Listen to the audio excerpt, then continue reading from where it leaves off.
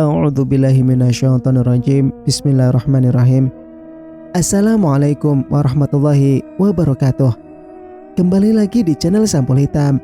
Untuk cerita kali ini, Mang Sukir akan melanjutkan cerita yang sebelumnya yang berjudul Kemaluan Membusuk Akibat Pesugihan Genderuwo. Cerita ini ditulis oleh Novita Jungkook. Sebelum Mang Sukir melanjutkan cerita, Mang Sukir minta dukungan dari teman-teman. Bagi yang belum subscribe, untuk subscribe channel ini dan nyalakan notifikasinya agar teman-teman tidak ketinggalan cerita-cerita dari Mang Sukir. Dan tak usah berlama-lama, langsung saja kita ke ceritanya. Selamat mendengarkan. Berita meninggalnya Dina langsung menjadi topik hangat. Terlebih mereka masih percaya jika Dina akan jadi hantu gentayangan karena mati tragis itu. Laras juga datang melayat walau hubungannya dengan Dina bisa dikatakan tidak baik-baik. Padahal dulu mereka adalah teman. Namun semua hancur karena Laras menikah dengan Rahmat. Jangan-jangan orang tuanya punya pesugihan, bisik Barini. Oh, bisa jadi ya. Kok matinya serem banget begitu, timpal Ningsih. Mira dan Lula hanya diam di pojokan sembari menangis karena satu bestinya telah tiada. Dini kakaknya Dina pun berulang kali pingsan karena ditinggalkan oleh adik semata wayangnya. Kira-kira Dina itu mati kenapa ya? Dudung berbisik pada Nino. Dina kan mulutnya tukang menghina orang dong.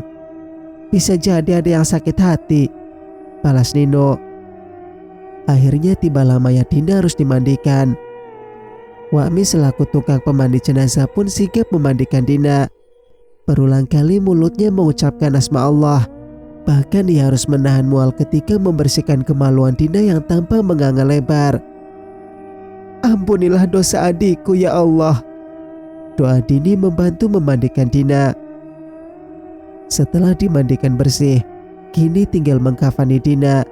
Namun Wa'mis kaget karena kemaluan Dina masih terus mengeluarkan darah bercampur nanah. Kenapa dengan adikku ini, Wak? Dini bertanya sambil terisak-isak. Banyaklah berdoa kepada Allah, nak. Sesungguhnya kita hanya boneka di atas muka bumi ini, ujar Wa'mis. Mintakanlah maaf pada nak Laras, Non. Dulu Non Dina kerap menghinanya, bisik Mbok Puah. Benarkah Mbok? Di mana Laras sekarang? Tanya Dini berdiri. Dia sedang merakit bunga. Mintalah maaf dengan tulus, suruh Mbok Puah. Dini memang jauh berbeda sifatnya dengan Dina. Maka dari itu ia langsung menurut saja ketika disuruh minta maaf. Laras. Iya Mbak Dini. Ada yang bisa Laras bantu? Laras bangkit menghampiri Dini. Mbak ingin minta maaf mewakili almarhum.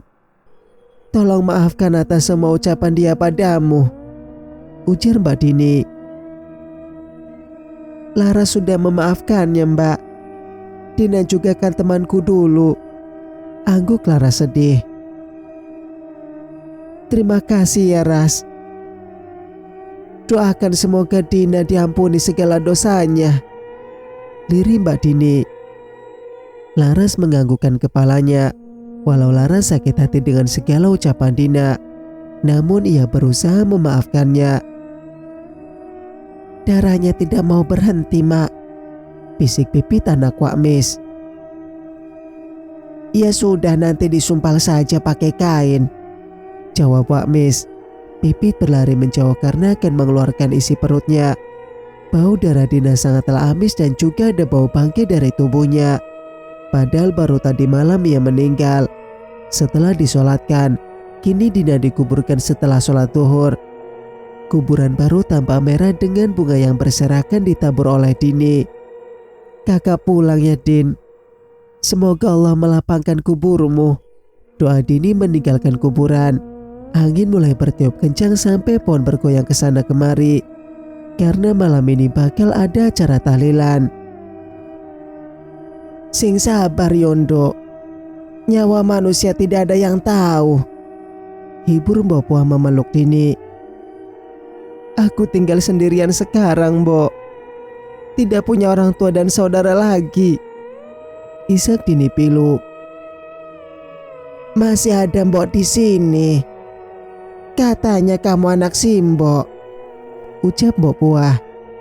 Hanya isak tangis yang keluar dari mulut Dini. Sedangkan kini Lula dan Mira mulai berguncing menuduh sembarang orang. Aku curiga ini ulahnya Darto. Kan Dina sempat menolak cintanya, bisik Bu RT Mira. Masa sih? Tapi kan kejadiannya sudah lama Bu RT, sangka Lula. Siapa tahu dia baru dapat dukun yang paten. Hais, aku jadi takut. Mira bergidik.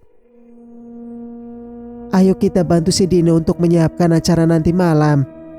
Kasihan juga dia, ajak Lula. Takut aku masuk rumahnya Dina, bisik Mira. Namun Lula tetap menarik pestinya masuk. Di dalam mereka malah berpapasan dengan Rukayah. Ternyata wanita penuh misteri ini juga melayat. Hei Kayah, kamu kan katanya dukun. Bisa ndak lihat Dina sekarang? Bu RT mendekatinya. Dia lagi nangis tuh. Katanya sakit sekali. Kayah menunjuk pojok rumah. Astaga, jangan menakuti kau Kayah, sentak Lula. Memang nyata kok. Paling nanti malam dia datang ke rumah kalian, ujar Kayah berlalu pergi. Lula panik karena mendengar nanti malam Dina akan datang ke rumahnya. Suasana rumah Dina memang terasa sangat menyeramkan sekarang. Sementara itu Lara sudah pulang ke rumah dan langsung mandi. Saat mandi ia merasa sedang diperhatikan oleh seseorang. Perasaanku saja, batin Lara segera menyiram tubuhnya. Tanpa sadar kalau makhluk hitam itu menatap tubuh mulusnya penuh nafsu. Untungnya Laras kuat iman sehingga genderuwo tersebut takut jika terlalu dekat dengan Laras. Bule, aku malam ini nginap di rumah Mbah ya, Sarah berteriak dari dapur. Lah, kamu kok nginap sana? Kamu ndak ikut baca Yasin di rumah Dina? Tanya Laras. Ndak Bule, aku mau ke rumah Mbah saja, tolak Sarah. Ya, boleh tinggal sendirian dong, rajuk Laras. Halah kayaknya, Bule kan pemberani gitu, cetus Sarah karena Laras memang pemberani. Yo wis karepmu, jangan kesiangan tapi ya berangkat sekolahnya, Laras mengingatkan. Sarah mengacungkan jempolnya dan segera berangkat. Laras memakai baju dan sholat asar dulu, tak lupa membaca Al-Quran. Selepas maghrib Laras bersiap akan ke rumahnya Dina. Ibu-ibu lain sudah berangkat karena akan mengadakan pengajian. Laras sedikit telat jadi ia ditinggal. Lagi pula Mbak Sri memang sudah sejak sore di sana. Itu ada orang, batin Sarah karena melihat ada orang berjalan memakai gamis putih. Laras mempercepat langkahnya agar bisa mengejar. Mau memanggil Laras tidak melihat wajahnya wanita itu. Mbak, tunggu saya, teriak Laras akhirnya. Wanita bergaun putih itu berhenti tegak pas di bawah pohon kapas. Laras mendekatinya dengan langkah lebar karena mendadak tubuhnya merinding. Orang udah pada berangkat ya Mbak? Tanya Laras basa-basi. Iya. Tapi Laras langsung melongo karena yang ada di hadapannya sekarang ini adalah Dina dengan perut membuncit. Suara tulang gemertak seperti dipatahkan. Aku tidak mau mati Laras, ujar Dina dengan suara serak. Gaun yang semula putih bersih itu kini mulai berubah jadi merah karena darah yang merembes dari perutnya Dina. Singkat cerita, pengajian di rumah Dina sedang berlangsung dengan dipimpin Ustadz Ali. Namun hanya Ustadz Ali saja yang khusyuk. Bapak-bapak lain sibuk menutup hidung sambil berbisik pada rekan sebelahnya. Bau bangkainya semakin menyengat ya, bisik pria berkumis. Campur bau darah ini, timpal yang lain. Sesungguhnya bukan hanya mereka saja yang mencium bau bangkai ini. Ustadz Ali juga merasakannya. Namun pria berusia 28 tahun ini hanya diam dan fokus membaca yasinnya. Nino tak kuat lagi menahan bau menyengat tersebut. Apalagi ia langsung ingat semprotan darahnya Dina yang bercampur nanah. Kau ini gimana Tohno? Lagi baca yasin malah muntah. Dudung menemani sohibnya. Hidungmu pumpet tah. Ambune koyo ngene. Rutuk Nino memakai bahasa Jawanya. Aku yo bau juga, tapi yo ditahan no. Seru Dudung. Tak kuat aku dong.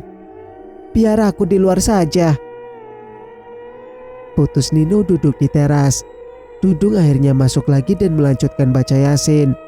Nino duduk sambil merasakan mualnya. Di teras memang agak menyeramkan, namun setidaknya tidak ada bau bangkai bercampur darah. Ya Allah, ada apa lagi ini? Batin Nino menatap sekeliling. Di ujung tiang paling kiri, tampak ada sebuah bayangan hitam besar sedang memperhatikannya. Nino berusaha cuek dan mengusap tengkuknya yang sangat dingin. Salamun qaulam mir rabbir rahim. Wamtazul yauma ayyuhal mujrimun. Nino ikut membaca yasin dari dalam. Bayangan tersebut semakin lama semakin pudar. Nino menarik nafas lega karena tidak ada yang mengganggunya. Tapi rasa merinding masih terus menyelimuti. Terpaksa Nino ikut duduk ke dalam walau cuma di depan pintu. Masuk Mas Nino. Di sini saja Pak, cari angin sambilan. Jawab Nino memberi alasan. Entah kenapa semenjak melihat Dina yang sekarat kemarin, mata Nino seolah terbuka hingga bisa melihat-lihat makhluk menyeramkan. Saat ini pun ia melihat Dina yang berlumuran darah. Perutnya menganga lebar penuh dengan ular kecil. Ya Allah, astagfirullah. Nino mengucap asma Allah sambil menunduk. Bukan hanya bapak-bapak saja yang dilanda bau bangkai. Para wanita yang duduk di bagian belakang pun ikut merasakan hal yang sama. Bopua tak henti-henti mulutnya terus mengaji. Wanita tua ini memang bisa melihat hal gaib. Kasihan Dini, dia sangat terpukul sepertinya. Bisik Bu RT. Adik satu-satunya loh. Pastilah Dini sangat berduka. Saut Lula. Apa benar ya kalau Dina disantet? Apa benar ya kalau Dina disantet? Tanya Bu RT. Mungkin saja iya. Kok bisa tragis gitu kematiannya? Ujar Lula. Jangan-jangan Laras nyantet. Toh sekarang dia tidak datang mengaji. Cetus Bu RT. Hah? Masa iya begitu? Kaget Lula. Selama ini kan mereka saingan. Hanya masalah Rahmat yang miskin itu. Ujar Bu RT memiringkan bibirnya jijik. Cuma modal ganteng saja dia. Kok mau-maunya Laras sampai harus nyantet Dina ya? Timpa Lula. Mereka langsung bergosip menuduh Laras adalah pelakunya. Sampailah pembagian nasi yang dimasukkan ke dalam takir. Namun dalam perjalanan mereka membuangnya sebab merasa jijik. Teringat dengan bau yang amat menyengat itu. Melihat air putih saja mereka sudah tidak selera sama sekali. Itu apaan di sana putih-putih? Kaget Nino ketika berjalan pulang. Ya Allah, jangan-jangan itu hantunya Dina. Pekik Dudung. Ah, masa? Mana sih? Pak RT juga kaget. Mereka berjalan pelan-pelan dengan Pak RT yang paling depan. Namun sosok putih itu sama sekali tidak bergerak atau mau terbang. Kok kayak orang beneran? Heran Dudung. Coba dibalik Mas, suruh Bu RT ketakutan juga. Pak RT membalikkan sosok yang terbaring menyamping itu. dan mereka langsung terperanjat kaget karena itu adalah Laras. "Loh, Mbak Laras," kaget Pak RT. "Laras, ngapain dia di situ?" seru Bu RT mendekati. "Sepertinya dia pingsan. Ayo bantu angkat ke rumahnya," ajak Pak RT. "Ngapain kamu bantu dia, Mas? Ayo tinggalkan saja." Mira menarik suaminya pulang ke rumah. Hanya Nino dan Dudung yang mengangkat Laras masuk ke dalam rumah. Mbak Sri juga ikut panik melihat Laras pingsan. "Bangun, Ras. Kenapa toh ini?" panik Mbak Sri. Setelah diberi minyak angin dan tepuk-tepuk, perlahan Laras membuka matanya. Namun ia langsung bangkit meringkuk ketakutan. "Ono Potoras, kamu kenapa?" tanya Mbak Sri. "Minum dulu Mbak Laras." Nino memberikan segelas air putih. Lama mereka menunggu agar Laras mau cerita. Namun Laras tetap bungkam dan mengatakan bahwa dirinya tersandung sehingga pingsan. Mereka pun pulang setelah memastikan Laras baik-baik saja. Berbeda halnya dengan Laras yang tampak cemas. "Apa hubungannya kematian Dina sama Mas Rahmat sih?" bingung Laras. Saat tadi pingsan setelah bertemu hantu Dina, Laras diperlihatkan Dina yang sedang ditarik dengan rantai di lehernya. Sosok yang menarik Dina sangat besar dan lidahnya panjang. "Bukan, pasti itu bukan Mas Rahmat," sangka Laras. Laras memang tidak melihat dengan jelas orang yang duduk di atas singgasana bersama seorang wanita cantik bagaikan ratu itu. Namun hati Laras mengatakan bahwa itu Rahmat suaminya. "Pasti itu hanya ulah setan," gumam Laras bergegas wudhu. Setelah wudhu, Laras langsung menjalankan sholat Isya. Malam ini ia tidur sendirian karena Sarah menginap di rumah mbahnya. Ketika Laras mengucapkan salam sholat terakhir, terdengar suara sesuatu yang jatuh dari arah dapur. Namun Laras tetap khusyuk dan sekarang mengaji. Terdengar suara dari luar rumah. Suara sesuatu yang beradu dengan benda di dinding rumah. Laras mengabaikannya dan terus mengaji, walau perasaannya sudah sangat tidak enak. Suara yang sangat berat jatuh tepat di belakang Laras. Bukannya Laras tidak takut sekarang, namun hanya dengan mengaji ia bisa meminta tolong pada Tuhannya. Makhluk itu hanya bisa menggoda Laras saja tanpa bisa menyentuhnya, karena Laras memiliki pagar iman yang lumayan kuat. "Ya Allah, lindungilah hamba dari segala gangguan setan dan juga manusia. Hanya padamulah hamba memohon pertolongan."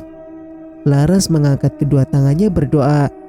Seketika hilang suara-suara yang terus mengganggunya. Suasana kamar pun terasa normal kembali. "Ada apa sebenarnya ini ya Allah?" Batin Laras sangat resah. Andai saja ia memiliki ponsel dan bisa menghubungi Rahmat. Ingin sekali Laras menyuruh suaminya pulang saja. 1 bulan kemudian, sebuah mobil dengan merek yang lumayan mahal bagi warga kampung rawa rengas. Apalagi mobil itu berhentinya di rumah paling jelek di kampung ini. Laras yang sedang menjemur baju milik orang pun kaget. Bertanya-tanya siapa yang datang bertamu ke rumahnya. "Mas Rahmat." Bukan main kagetnya Laras karena yang datang adalah suaminya. Penampilan Rahmat sangat berbeda padahal baru 1 bulan hidup di kota. Kulitnya putih karena pada dasarnya Rahmat adalah tipe orang yang putih.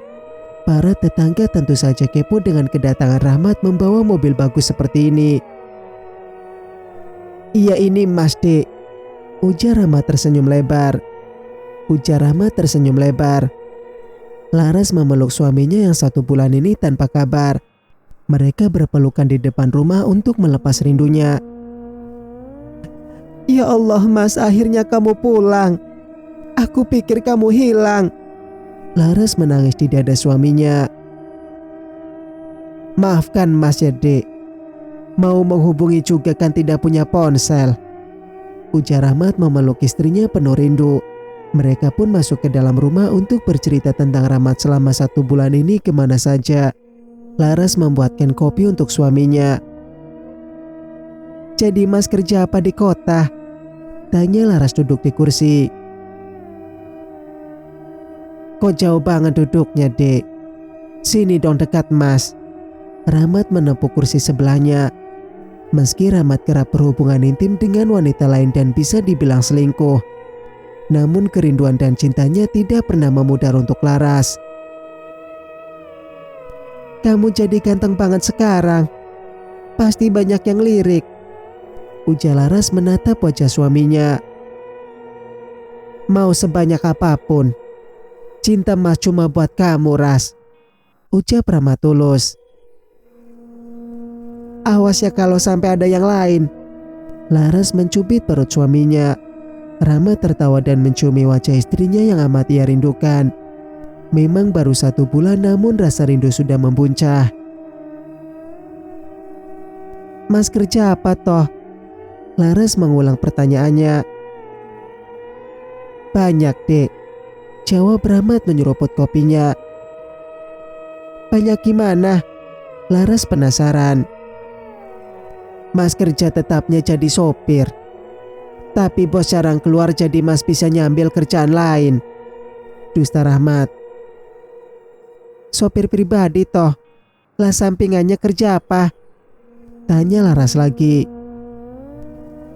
"Kamu pernah dengar kerja yang di aplikasi TT itu enggak? Mas lo buat konten dan dapat uangnya lumayan." Rahmat berdusta dengan lancarnya.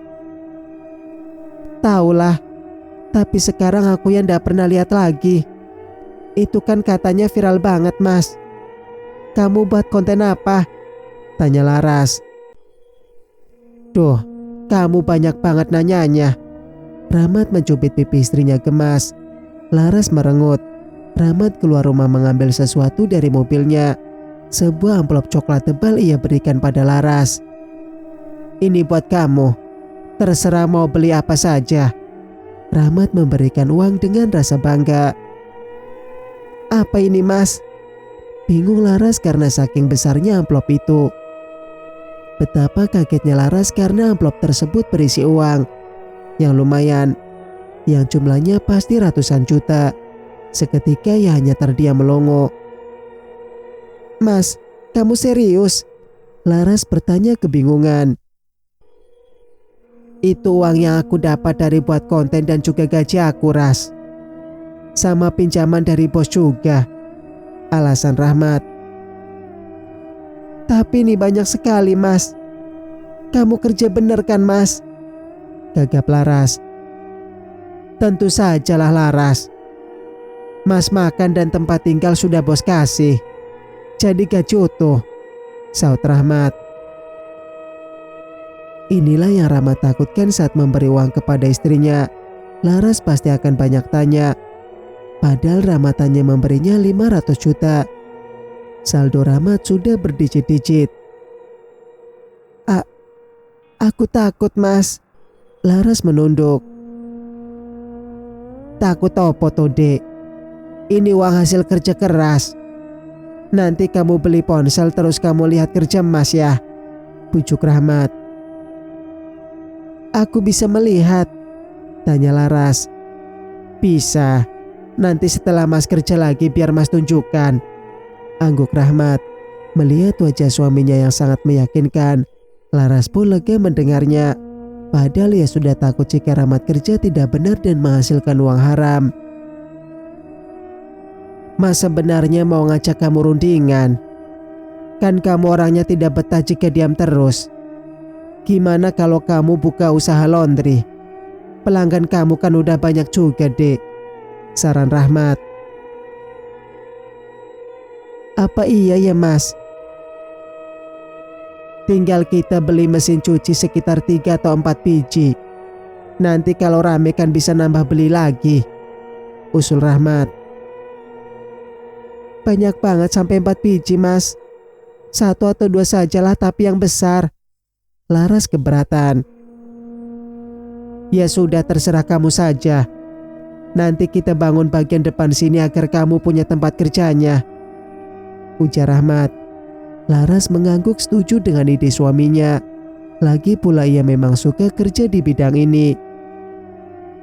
Laras pun segera mandi karena suaminya mengajak pergi jalan-jalan. Mau ikut mas ke kota ndak dek? Tawar Rahmat basa-basi. Ndak lah mas, takut bos kamu marah.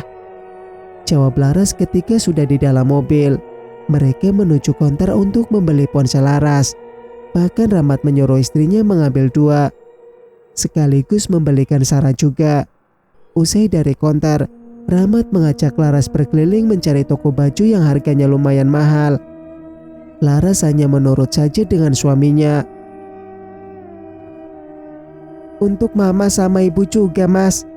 Laras mengingat Mak Roro dan Budila. Ya kamu pilih saja dek. Mas kan gak tahu yang mana, suruh Rahmat. Laras dengan senang hati memilih untuk ibu dan mertuanya. Sudah lama Laras memimpikan belanja untuk keluarganya seperti ini. Ngapain kita kesini lagi mas? Tanya Laras karena Rahmat mengajaknya masuk mall yang lumayan besar. Belanja, kan kita tadi udah beli kulkas toh. Rahmat menggandeng tangan istrinya. Besok saja lagi mas, nanti uangnya habis, seru Laras. Pakai punya mas ini, punya kamu simpan saja, paksa Rahmat. Belanja di pasar aja mas, di sini pasti mahal. Laras tetap menolak. Namun Rahmat tetap membawa istrinya masuk dan mengambil troli. Dimulai dari beras dan juga minyak serta kebutuhan lainnya. Diambil toh dek, kok kamu malah diam saja? Rahmat menyuruh istrinya. Takut nanti uangnya ndak cukup mas, cemas Laras. Cukup sayang, ayo dong kamu ambil yang mana, paksa Rahmat lagi. Laras mengambil sayur-sayuran dan juga ikan yang ia inginkan. Rahmat mengambil kepiting dan juga cumi yang ukurannya jumbo. Karena Rahmat tahu istrinya suka makanan itu, mereka dulu tidak pernah beli karena tidak punya uang. Sekarang Rahmat balas dendam dan ingin memuaskan keinginan istrinya yang terpendam. Singkat cerita, Mak Roro menyambut anaknya yang datang berkunjung. 1 bulan tidak melihat putranya sangat membuat Mak Roro rindu. Kamu kerja apa di perantauan? Kok bisa sampai beli mobil? Tanya Mak Roro. Aku bukan yang punya mobil itu mak. Mana sanggup aku beli? Bohong Rahmat. Lah terus itu mobil siapa? Selidik Mak Roro.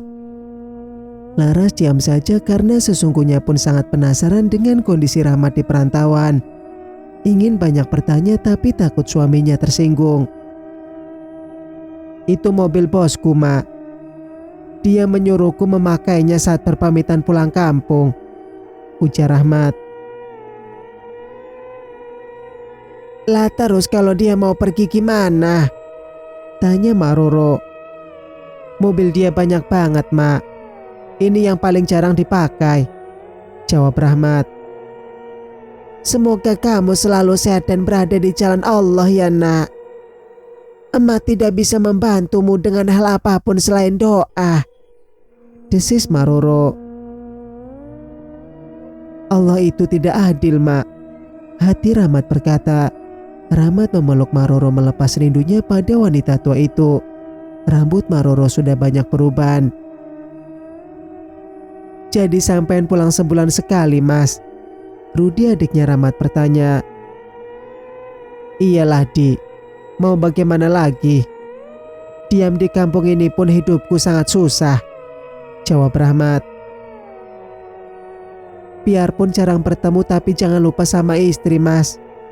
Apalagi di kota banyak wanita cantik, Rusdi mengingatkan. Istriku tetap paling cantik kok, saut Rahmat menatap Laras yang tersenyum malu.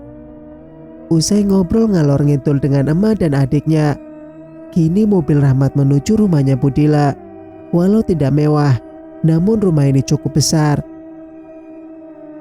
Siapa yang datang pakai mobil? Heran Budila menghentikan aktivitas menyapunya. Assalamualaikum bu. Laras keluar dari mobil tersenyum lebar.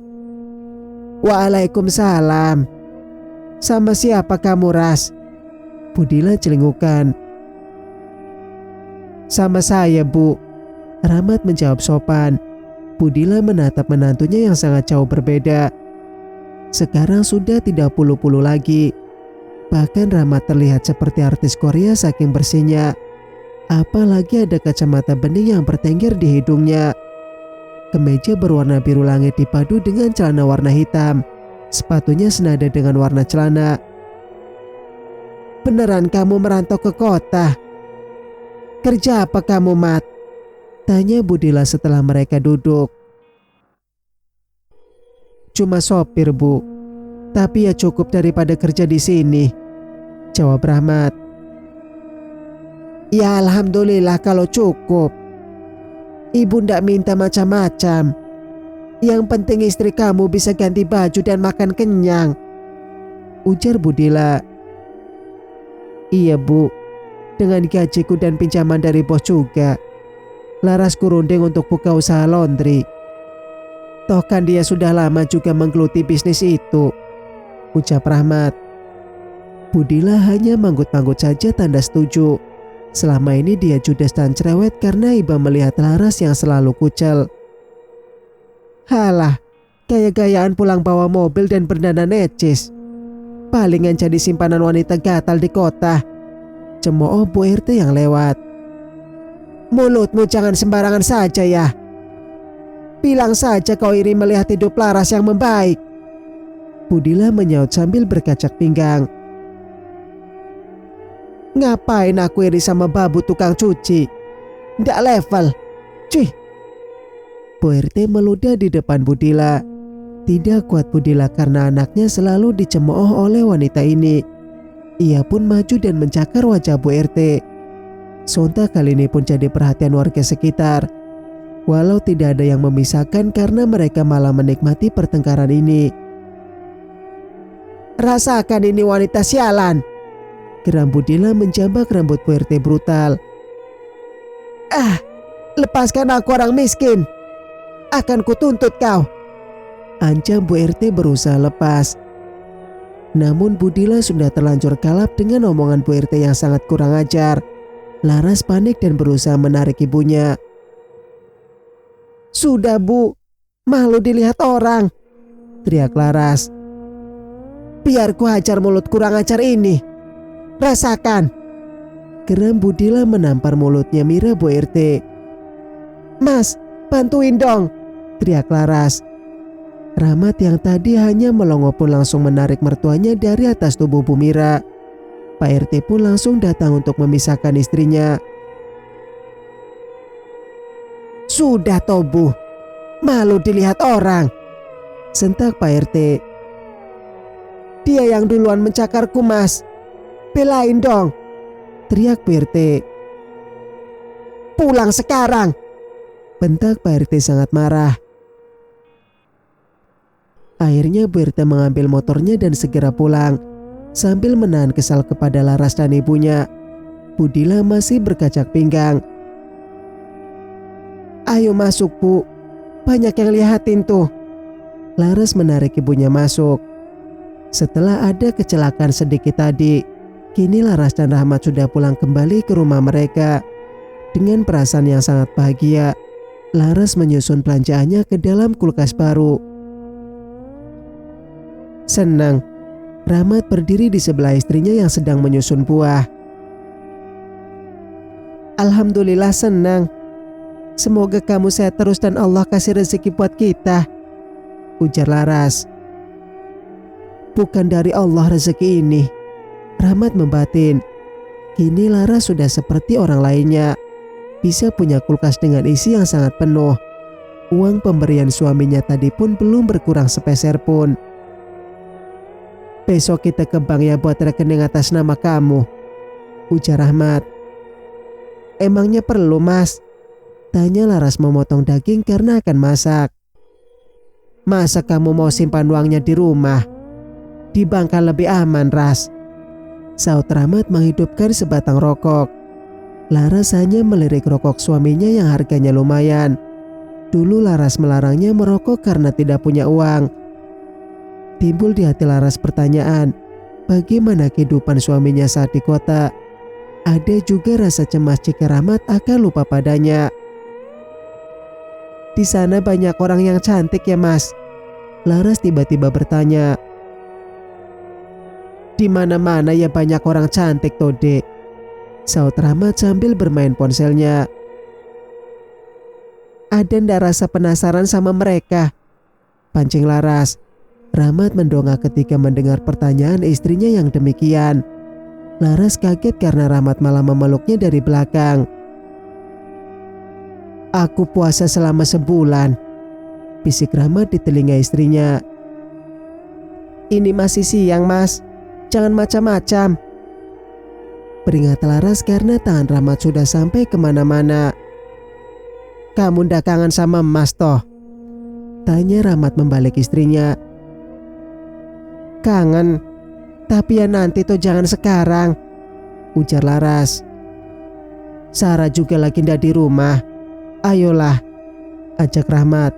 Tanpa menunggu persetujuan istrinya, Rahmat langsung membawanya masuk kamar dan membuka kemeja yang membalut tubuhnya. Laras menelan ludah melihat tubuh Rahmat yang putih bersih itu. Bersambung, nantikan kelanjutan ceritanya di video berikutnya. Masuk pamit. Wassalamualaikum warahmatullahi wabarakatuh.